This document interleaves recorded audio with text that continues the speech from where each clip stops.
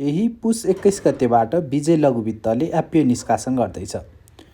विजय लघु वित्तले सर्वसाधारण लगानीकर्ताको लागि एफपिओ निष्कासन गर्न लागेको हो। विजय लघु वित्तले निष्कासन गर्ने एफपिओमा कति किताको लागि आवेदन दिने, लघु वित्तले किन एफपिओ निष्कासन गर्दैछ, सोही विषयलाई केन्द्रित गरेर आज हामीले यो भिडियो बनाएका छौँ। कृपया अन्तिमसम्म हेर्नुहोला। विजय लघु वित्तले नयाँ सारथी लघु वित्तलाई मर्ज गरे पश्चात लघु वित्तको सेयर संरचना मिलाउनको लागि लघु वित्तले एफपिओ निष्कासन गर्न लागेको हो।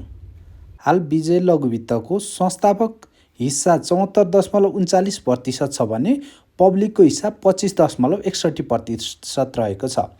पब्लिकको हिस्सालाई 30% बनाउन लघु वित्तले एफपिओ निष्कासन गर्दैछ। लघु वित्तले कुल 4,66,81,700 रुपियाँ बराबरको 100 रुपियाँ अङ्कित मूल्यमा 4,66,817 किता एफपिओ निष्कासन गर्दैछ।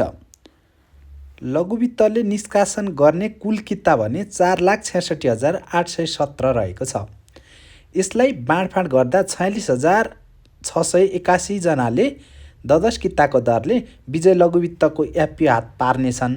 यी मध्येकै 7 जनाले भने थप 1 किता गरी 11 किताको दरले एफपिओ हात पार्नेछन्। त्यसकारण विजय लघु वित्तको एफपिओ भर्दा सर्वसाधारण लगानीकर्ताले अधिकतम 20 किताको लागि चाहिँ एफपिओ भर्दा उपयुक्त हुने देखिन्छ।